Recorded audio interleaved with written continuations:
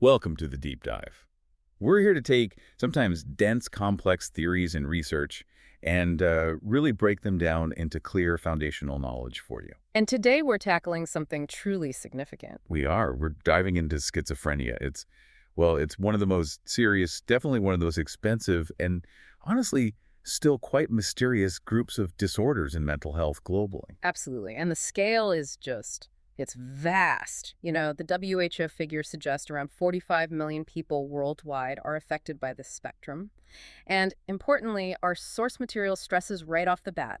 The one schizophrenia does not exist. That's key, isn't it? It's an umbrella term, Yeah. a spectrum defined by symptoms. Exactly. And that's why this new theory we're exploring today is so interesting. It's trying to find a common thread, an underlying pattern in how it develops. Right. And that sheer complexity, that lack of a single agreed upon cause, that's really why our mission today feels quite ambitious. We're digging into this quite powerful new psychodynamic meta-theory, The meta theory, yeah. which claims it can actually unify the basic patterns behind schizophrenia's genesis. And it's not just looking at symptoms or, brain scans. No, it's deeper. It's about the fundamental structure of human meaning itself. And crucially, what happens when that structure gets, turned upside down, inverted. Inverted. Okay, so that's the core concept, the inversion. That's the one. It's defined basically as a confusion of the fundamental dimensions or meanings of our existence. We're talking about deep errors in how we understand value and reality. Errors that, if they aren't resolved, can become, as the theory puts it, potentially schizophrenogenic. That's the idea. Okay, and before we really unpack the mechanics of how that happens, let's just quickly frame the approach of the sources we're using. They make a point of saying illness isn't like absolute evil. Right, or just a result of someone behaving badly. Both illness and health are seen as having relative importance. So it's not just a failure. No, quite the opposite sometimes. The key idea is to see schizophrenia not just as breakdown, but potentially as an extreme sort of last resort strategy, an emergency solution, as they call it. An emergency solution. Okay, that's a provocative frame. Let's hold on to that. Yes. All right, let's really get into this central idea then, the inversion. You said it involves confusing fundamental dimensions. To understand that, we need to define those dimensions first.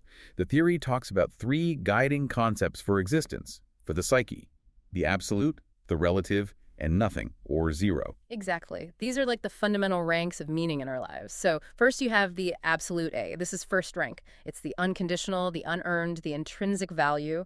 It doesn't need proof. It has no opposite. Like inherent human dignity. Yeah. Or maybe unconditional love. Perfect examples. Things that are valuable just because they are.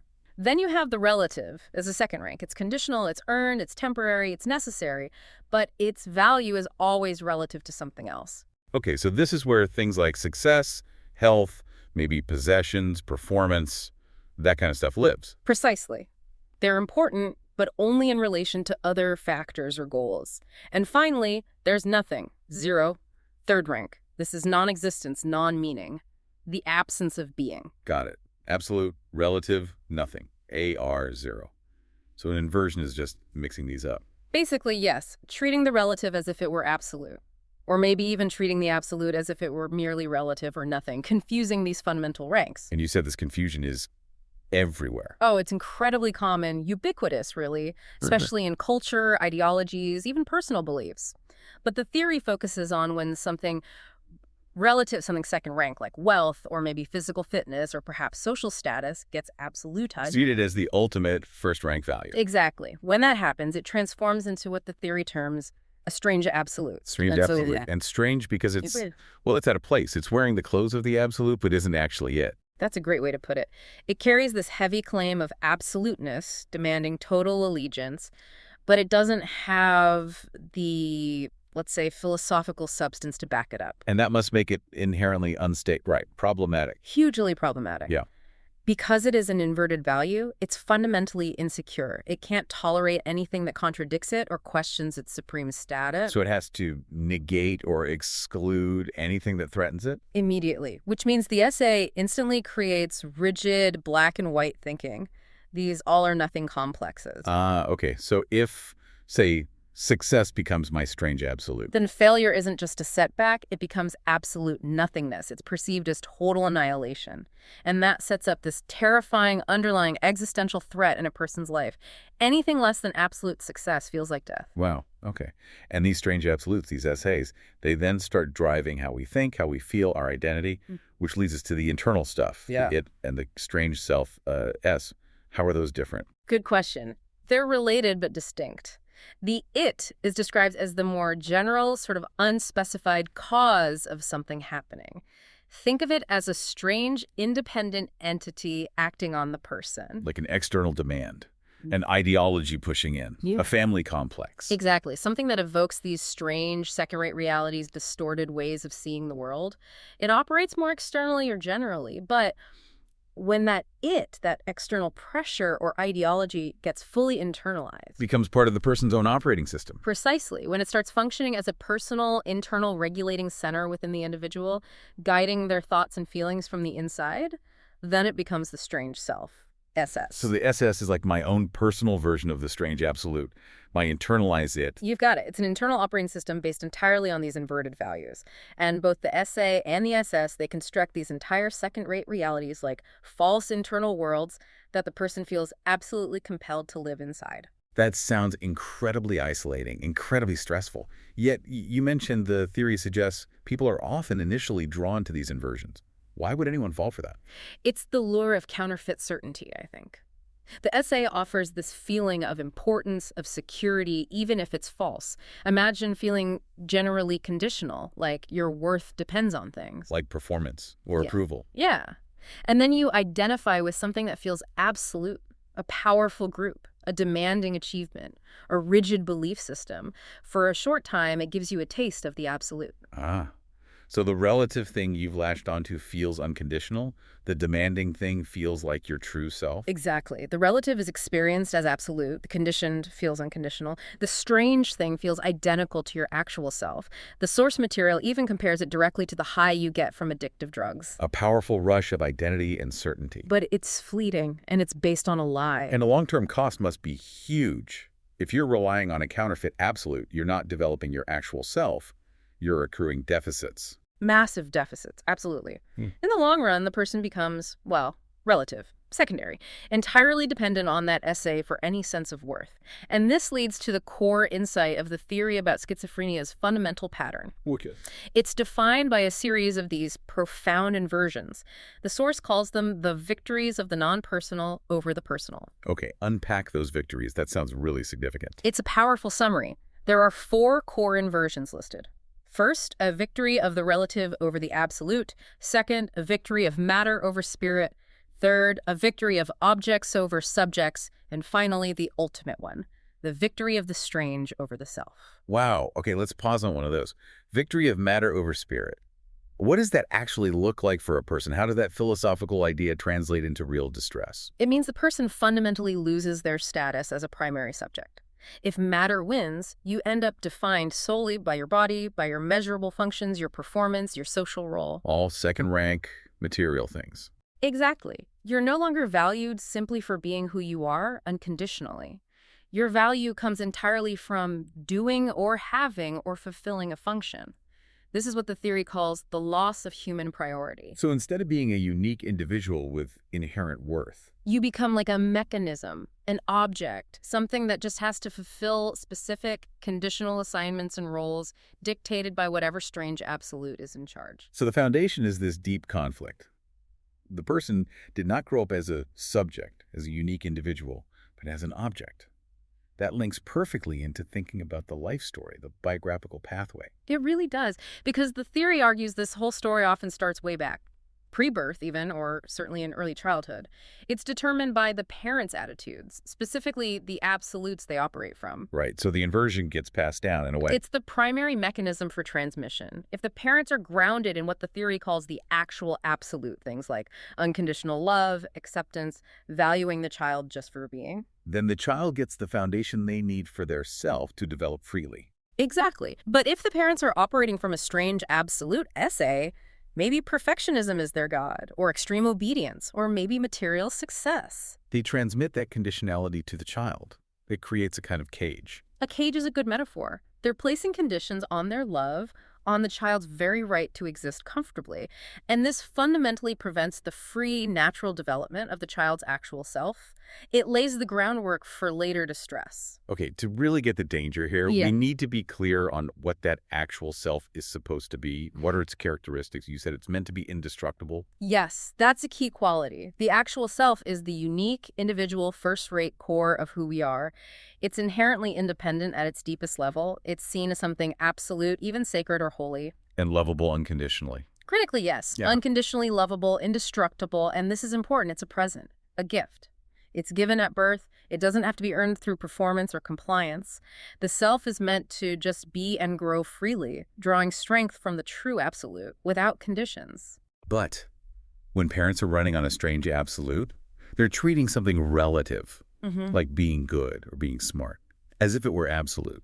And that creates this atmosphere of existential threat. Completely, and all or nothing about being or not being dynamic, as the source puts it. If the child fails to meet the parent's conditional demand, the essay, it feels like annihilation. The child's fundamental basis for life is weakened right from the start. And that feeling of weakness, of threat, forces the child onto the defensive. Is that where the strange self starts to form? That's exactly the genesis of the strange self, as SS. To survive, really, to save their true, fragile, unformed self from this primal fear, and crucially, to gain the acceptance and connection they desperately need from the parent, the child unconsciously starts to identify with the parent's sass. They adopt the parent's inverted value system as their own? Yes. It's described as a mechanism of excessive over-adaptation. They essentially make this awful, unconscious bargain. I'll agree to live in this golden cage where I'm accepted if I comply in order to survive. This sounds so much like concepts we hear about in other psychodynamic theories. Oh, it connects beautifully. This over-adaptation, this compliance at the expense of authenticity, it maps directly onto the false self that Winnicott described. Right, the false self that develops when the caregiver doesn't reflect the child's genuine self, forcing them to comply instead. Precisely. And it's also very similar to Karen Horney's concept of the idealized self-image, that compulsive, rigid construct someone develops to try and meet impossible, conditional demands and feel safe. The child feels they have to become different. They internalize the parent's absolute requirements, Taking on what they must fulfill, which the theory calls the ideal, and what they absolutely must not do or be. which is the taboo. These become the operating principles of the emerging strange self. So the poor child ends up hosting this internal civil war, an existential battle between the demands of this internalized strange self and the needs and impulses of their actual authentic self. It creates a central, deeply painful, often unconscious and uncontrollable conflict. The internalized SS acts just like an unsolved complex.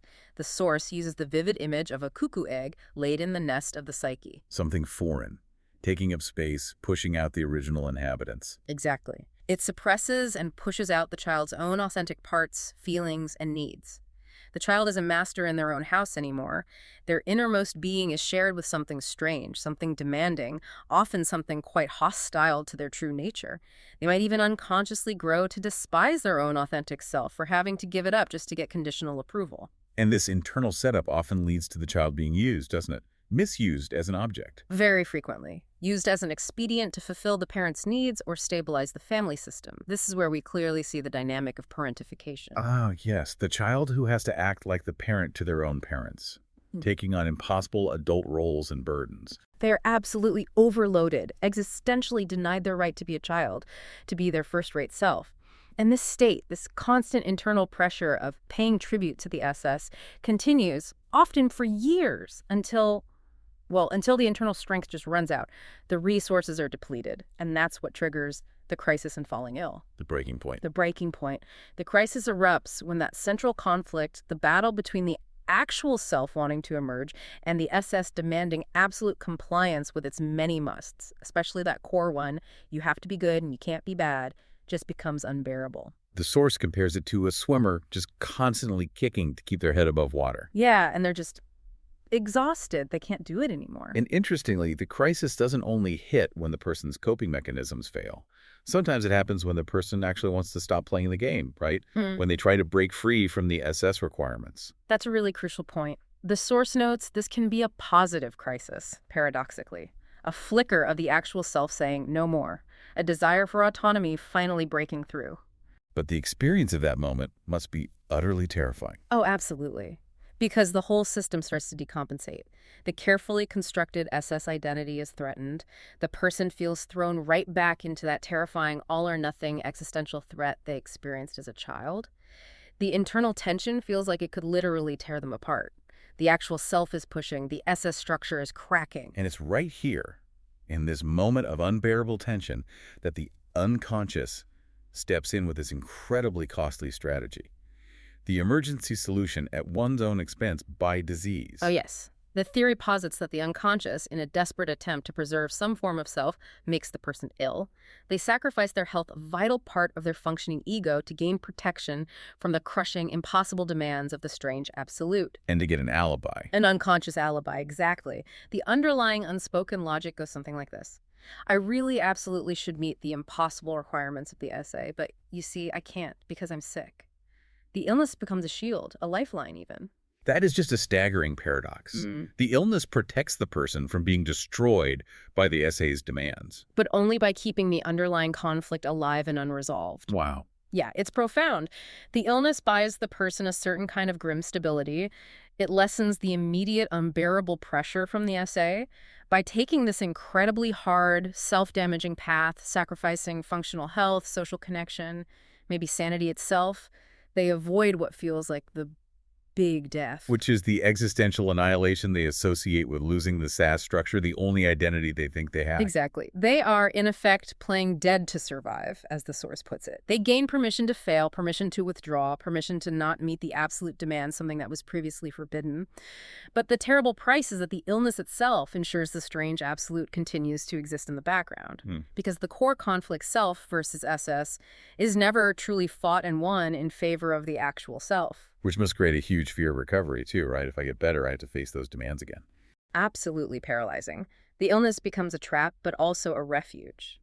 So if the root of the disorder is this inversion, this internal collapse and fracturing, it makes sense that the symptoms we see directly reflect that broken structure. You know, the German word for a mental breakdown is Zusammenbruch. Zusammenbruch, okay. And it's fascinating because it captures both sides. Zusammen means together or fused, while Bruch means break or split. Ah, so fusion and splitting in the same word. Exactly. The theory argues the inversion makes the soul, the psyche, both divisible and fusionable in pathological ways.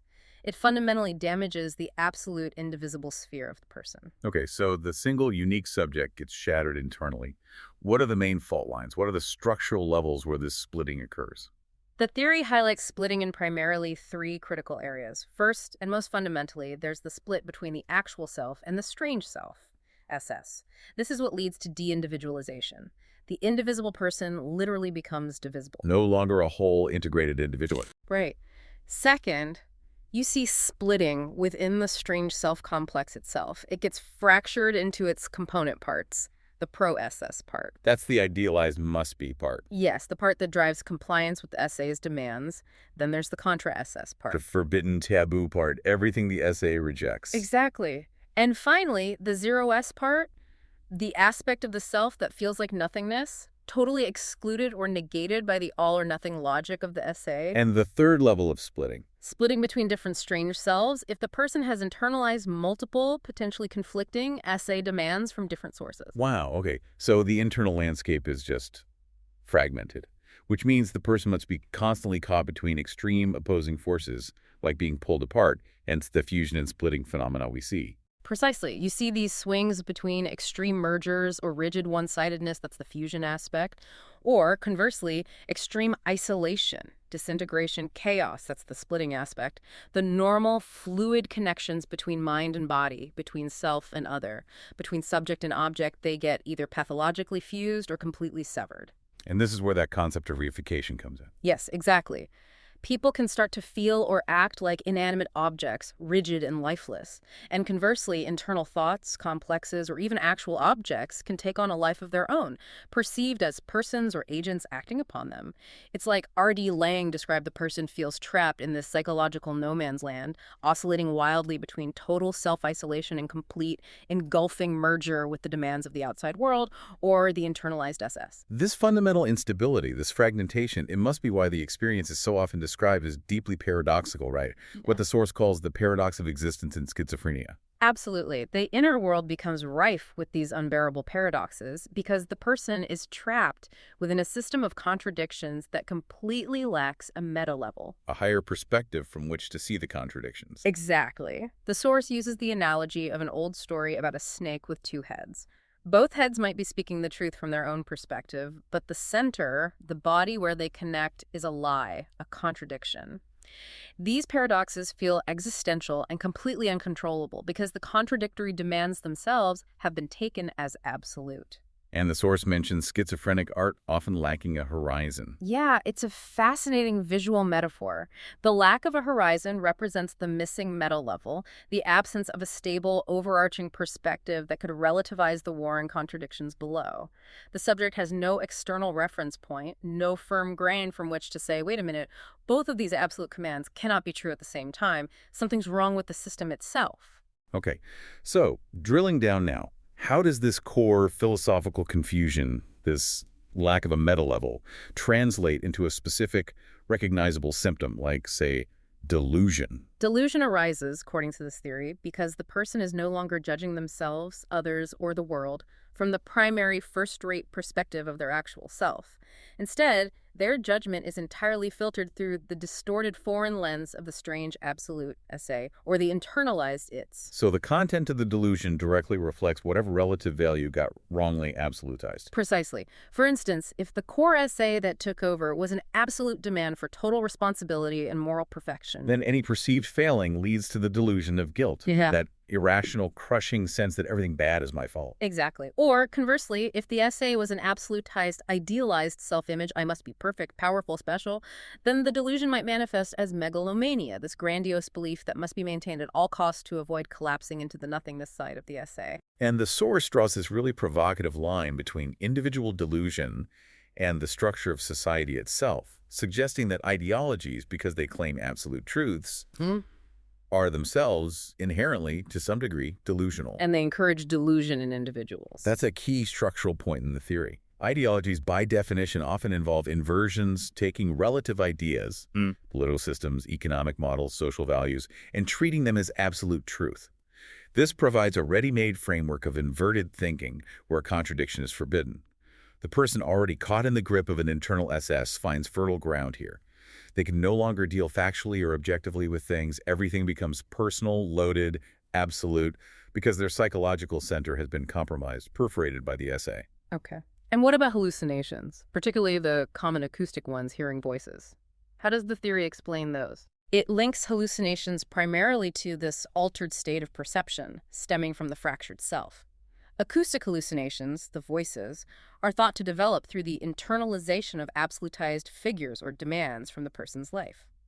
These internalized presences start acting like a kind of homunculus. A homunculus, Yeah. like a little person inside. Essentially, yes, a pseudo-personal agent operating within the individual's psyche. It's basically the personalized strange self, SS, becoming so powerful, so autonomous, that it's experienced as an audible, authoritative voice separate from the person's own thoughts. So these voices aren't random noise. They're expressions of specific internalized SS components. That's the idea. They represent a specific SS becoming dominant, acting as a central internalization. And the effect is that the person is pushed completely into the passive object role.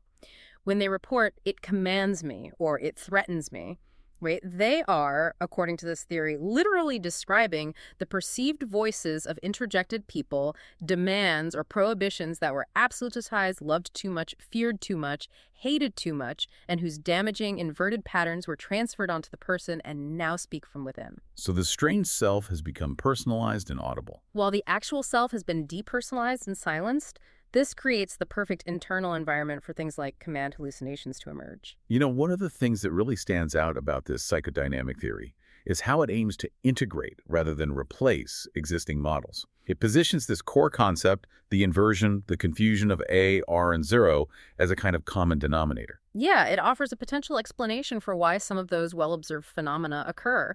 It doesn't necessarily discard them, but tries to give them a deeper root cause. So let's look at how it connects with a few major established concepts. First up, the very widely accepted vulnerability stress model. How does that fit? It fits quite seamlessly, actually.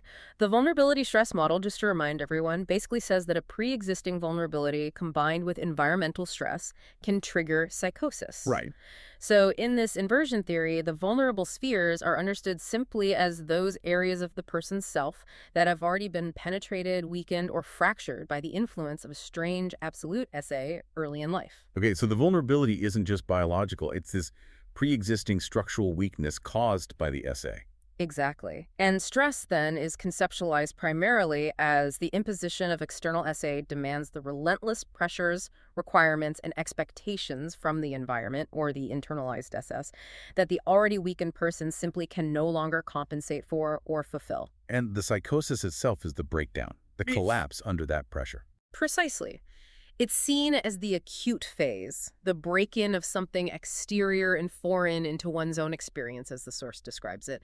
The boundary between inner self and outer demand completely collapses because the SA has overwhelmed the self's defenses. Okay, that integrates pretty cleanly. What about, say, Kernberg's object relations theory? That talks a lot about the confusion of self and object representations and the blurring between inner and outer reality in severe personality disorders and psychosis. Right. Kernberg's work is crucial here, and the inversion theory suggests it can explain the mechanism behind that confusion Kernberg observed. It argues that the blurring happens because absolutized objects, often parental figures or their demands, treated as absolute, literally penetrate the boundary of the self-sphere. They invade the self. They invade and become internalized as strange selves, SS. So if a child cannot differentiate between their own intrinsic worth, their self, and the absolute value or demand represented by the object, for example, the parent's need for the child to be perfect, then the capacity for healthy differentiation between self and object is fundamentally damaged. The blurred boundaries Kernberg described are seen as the direct result of this SA penetration into the core of the self. It's like the object implants itself inside the subject. In a pathogenic way, yes. Okay. Okay, how about the famous double-bind theory from Gregory Bateson and his colleagues? This focused on the damaging effects of receiving contradictory messages, especially in families. Right, the classic no-win situation where you're damned if you do, damned if you don't, and you can't comment on the contradiction. Exactly. The inversion theory suggests it provides the missing piece, the existential fuel that makes the double bind so toxic. Bateson noted the contradictory commands, but this theory emphasizes that their pathogenicity comes from their absolute character. They're not just confusing requests, they feel like absolute life or death demands. Precisely. And the victim can't resolve the contradictions, as Bateson noted, because the system lacks a relativizing meta level. The inversion theory explains why that meta level is missing or forbidden, because accessing it would require challenging the family's shared strange absolutes. Ah, so the solution, pointing out the inversion, saying this doesn't make sense, is banned by the very system that created the problem. Exactly. The family system unconsciously conspires to maintain its shared absolutes, its SAs, at all costs, even if it means sacrificing the sanity of one of its members. Uncovering the fundamental philosophical error is taboo. Which makes the system incredibly rigid and seemingly impossible to escape without some kind of external intervention or internal collapse. No. Okay. Now, the source material doesn't just integrate. It also offers some pretty sharp criticisms of prevailing paradigms. We should probably spend a moment here. Let's start with its take on neuroscience and etiology. Yeah, this is quite pointed. The source voices significant skepticism about the decades-long dominant focus on finding a purely biological cause for schizophrenia. They state pretty bluntly that despite enormous investment in research, science has essentially failed to prove even one specific biological cause that holds true across the board for all schizophrenic disturbances. That's a strong claim. So what's the alternative hypothesis? The hypothesis they put forward is provocative. What if the biological factors we observe, the neurobiological changes, the differences in brain structure or function, even genetic predispositions, are often the results of primary psychospiritual causes, rather than the initial origin? Whoa. Okay, that completely flips the usual direction of causality. It really does. Yeah. And they don't just state it, they point towards supporting evidence from fields like epigenetics. We now know definitively that environmental factors, including severe stress and trauma, can actually change gene expression, turning genes on or off. So the argument is, if the psychospiritual conflict, the battle with the sass, is the primary initial overwhelming stressor, Then maybe the biological changes are downstream effects of that initial psychic injury. Which, if true, means that prioritizing effective spiritual or psychological interventions, things that address the root inversion, might actually be a more efficient and fundamentally more effective approach than solely searching for a biological magic bullet that has remained elusive for so long. it raises the fundamental question. Are we treating the root cause, the SA invasion, or just the material consequences, the biological changes? That's the core question, yes. Okay. The source also directs criticism and materialism as a philosophical foundation for modern psychology. What's the issue there? The critique is deep. It argues that the prevailing atheistic, materialistic worldview, which they trace partly to influences like Marx and Lenin in shaping modern thought, is fundamentally inadequate for dealing with profound mental health issues like schizophrenia. Why? Because it essentially leaves people completely alone in the universe. The sky is empty, meaning no transcendent, unconditional source of value or support. Exactly. No loving, unconditional, overriding force exists that can reliably relativize the immense pressures and demands of the purely material conditional world.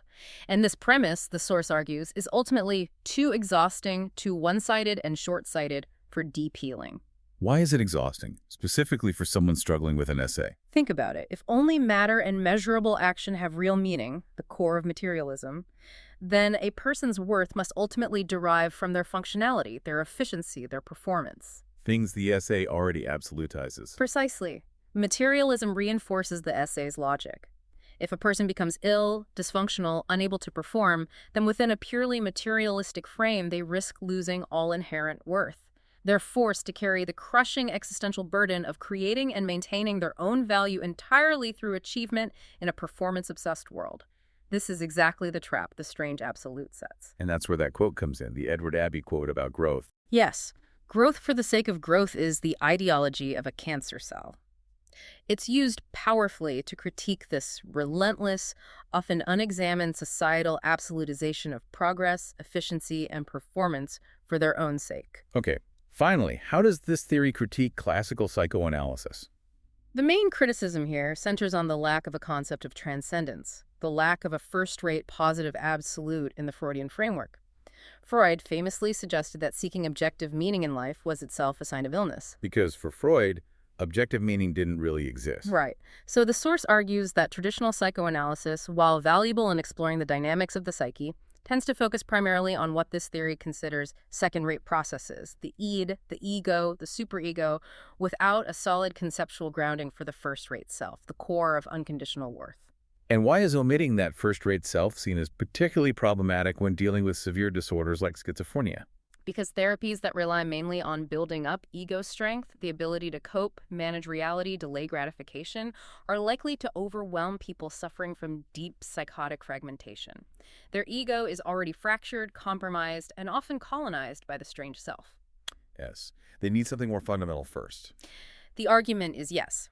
They first need to establish contact with or belief in an unassailable core self, an absolute basis of worth that exists prior to functional competence. They need that first-rate foundation before they can even begin the work of repairing their second-rate functional ego. Simply asking them to rely on their own damaged ego to deal with absolute life-or-death internal conflicts without recourse to an unconditional transcendent source of strength and value, well, the theory suggests that's asking the impossible. So if the fundamental problem is this deep confusion of absolutes, this inversion where the relative takes over, then the solution proposed by this theory has to involve reestablishing the person's connection to a true, benevolent absolute. And that's precisely the aim of the therapeutic approach outlined here, primary psychotherapy, PPT. Primary psychotherapy. Okay. It's described as undogmatic, free from rigid ideology, and really focused on accessing gratuitous strength and love. Was his first most fundamental goal? The absolute core goal, right from the start, is to help the person establish or reestablish contact with an unassailable, positive sense of self, that absolute first-rate basis of their being.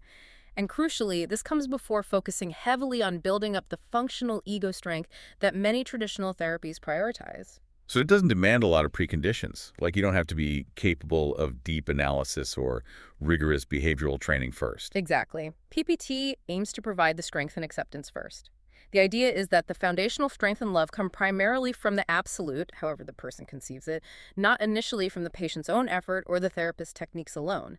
The very first message needs to be something like, you are unique, you are unconditionally loved, you may be exactly as you are right now. That sounds like it would directly neutralize the power of the strange absolute, right? If my worth is guaranteed unconditionally. It's the power of relativization. That's the key mechanism. By helping the person ground themselves, even tentatively, in a positive absolute, plus A, whether conceived as God, a higher power, universal love, intrinsic worth, every single strange absolute essay that has tyrannized them automatically gets demoted. It becomes merely relative again.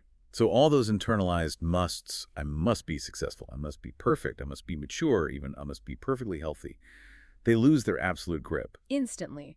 They're relativized. The person is potentially freed from the crushing burden of having to define their entire existence through achievement or compliance, because their core worth is ideally fixed, guaranteed by something beyond the conditional second-rate world. Why is this emphasis on an unconditional foundation seen as particularly vital for people who are severely ill, especially those experiencing psychosis? Well, think about their experience.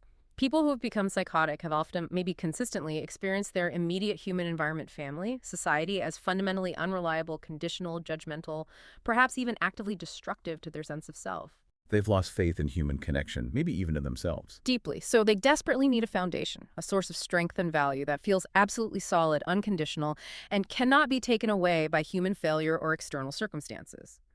The PPT strategy encourages them to stop trying to orbit around their fragile, conditional self for existential security and instead learn to, as the source puts it, rest in God, or rest in the plus A.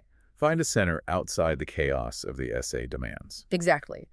This potentially removes the terrifying compulsion to constantly serve the multiple, often conflicting little gods of performance, ideology, or internalized demands they carry within the SS structure.